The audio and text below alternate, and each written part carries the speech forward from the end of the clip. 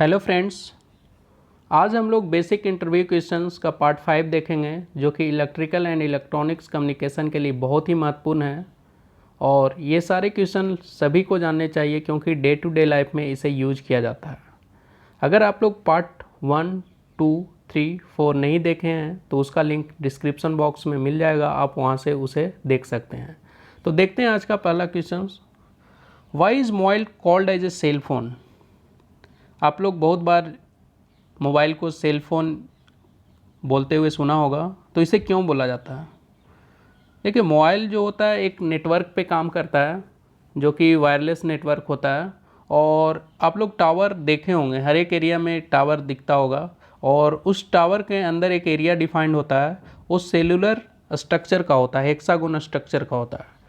तो ये जो स्ट्रक्चर है वो सेल की तरह दिखता है, इसीलिए इसे सेलुलर फ़ोन बोला जाता था। लेकिन बाद में इसे लोग सेल फोन शॉर्ट फॉर्म में यूज करने लगे, इसीलिए इसे सेल फोन बोला जाता है।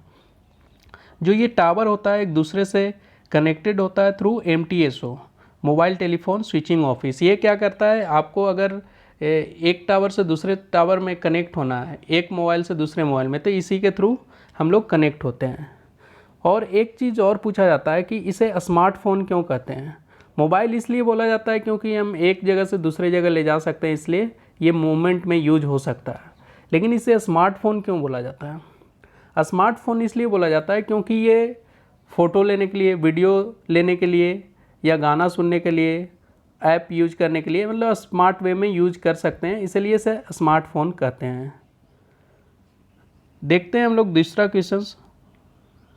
What is green home? आजकल इस समय काफ़ी इम्पोर्टेंट रोल होता है इन्वायरमेंट फ्रेंडली इक्विपमेंट का और सस्टेनेबल इक्विपमेंट का।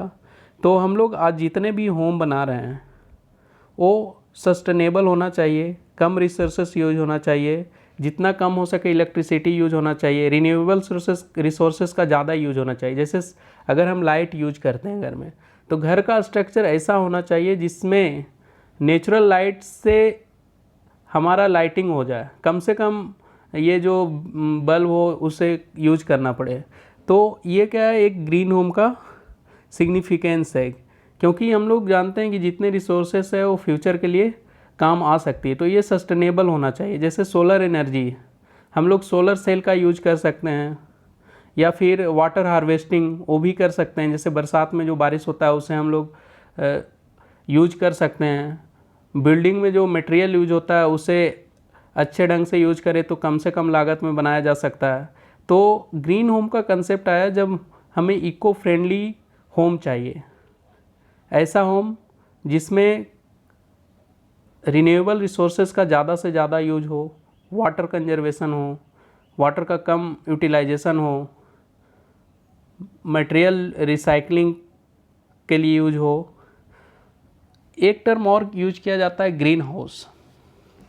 ग्रीन हाउस टर्म आया कि जब हम लोग लाइट एक पर्टिकुलर लोकेशन पे जाता है और जब एक हीट वेव जनरेट होता है और वापस इन्वायरमेंट में नहीं जा पाता है, तो वहाँ पे एक हीट प्रोड्यूस होता है उस एरिया में, उसे ग्रीन हाउस कहते हैं। जैसे ग्रीन हाउस गैस क्या करता है, जो सनलाइट आता है उसे अर्थ तक आने के लिए अलाउ करता है उस रेडिएशन को, लेकिन जब अर्थ हीट वेव जनरेट करता है तो उसे वापस इन्वायरमेंट में नहीं जाने देता है। इसीलिए हम लोग का जो सरफेस होता है वो गर्म होता है। ग्रीन हाउस गैसेस इसी पे काम करती है। जैसे आप लोग एक चीज़ और ऑब्जर्व किए होंगे, जब कार में आप लोग बैठते हैं तो वहाँ पे ज़्यादा गर्म महसूस होता है एज कम्पेयर टू बाहर। तो ऐसा क्यों होता है? क्योंकि जब लाइट अंदर जाता है तो वो ऑब्जर्व किया जाता है सीट और अदर इक्विपमेंट से, बाद में वो हीट रेडिएशन जनरेट करता है जो कि उस ग्लास से बाहर नहीं जा पाता है, तो वो वहाँ पे एक वार्म इन्वायरमेंट क्रिएट कर देता है। तो ग्रीन हाउस एक अलग फिनोमेना है और ग्रीन होम जो कि इको फ्रेंडली नेचर के लिए होम बनाने के लिए यूज किया जाता है। आज का third question, why metro train is called metro? आप लोग दिल्ली में सुने होंगे कि Delhi metro, Kolkata metro, Chennai metro, Lucknow metro, ये सब नाम सुने होंगे। तो इसे मेट्रो क्यों बोला जाता है? देखिए, ये मेट्रो जो टर्म आया है इंडिया में यूज किया जाता है, अलग स्थान पे, अलग प्लेस पे अलग यूज किया जाता है। इसे लोग रैपिड ट्रांजिट भी बोलते हैं। तो ये क्या करता है कि जो मेट्रो सिटी होता है उसको एक लोकेशन को दूसरे लोकेशन को कनेक्ट करता है, जो बड़े सिटी होता है, और ये मेट्रो सिटी में यूज होता है, इसलिए इसे मेट्रो ट्रेन बोला गया। और इसका स्पीड एवरेज 30 to 40 किलोमीटर होता है, maximum around 90 kilometre per hour होता है। सबसे जो पहला मेट्रो ट्रेन इंडिया में आई थी वो कोलकाता में आई थी, और सबसे बड़ी मेट्रो ट्रेन इंडिया में दिल्ली का है। तो आप लोग अब समझ गए होंगे कि इसे मेट्रो ट्रेन क्यों बोला जाता है। फ्रेंड्स, अगर ये वीडियो अच्छा लग रहा हो तो इसे लाइक करें, चैनल को सब्सक्राइब करें और इस वीडियो को शेयर करें। आज का चौथा क्वेश्चन देखते हैं। ये ओवरऑल 24th क्वेश्चन है, क्योंकि पार्ट 1, 2, 3, 4 में 5-5 क्वेश्चन लिया गया था, और यहाँ पे 4th क्वेश्चन, तो टोटल 24th क्वेश्चन है। Why do we use semiconductor in electronic devices?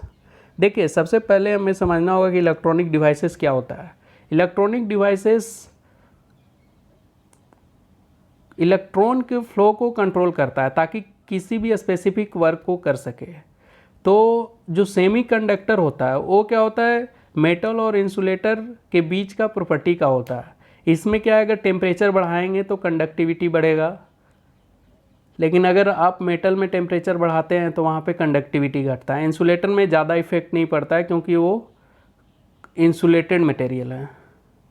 तो हमें जब हीट टेम्परेचर बढ़ाते हैं या किसी और तरह से फ्लो ऑफ इलेक्ट्रॉन को ईजिली कंट्रोल कर सकते हैं, तो हमें उसे इलेक्ट्रॉनिक डिवाइसेस में यूज करना चाहिए। तो इसीलिए सेमीकंडक्टर का यूज बहुत ही ज़्यादा है इलेक्ट्रॉनिक डिवाइसेस में, क्योंकि एक स्पेसिफिक पर्पस से बनाया जाता है। अगर सपोज डायोड बनाए या ट्रांजिस्टर बनाए, तो वहाँ पे हम लोग देखेंगे कि एक स्पेसिफिक पर्पस के लिए यूज किया जाता है। तो इसलिए सेमीकंडक्टर का इम्पोर्टेंस ज़्यादा हो जाता है, क्योंकि ये टेम्परेचर बनाने पर इसका कंडक्टिविटी बढ़ता है।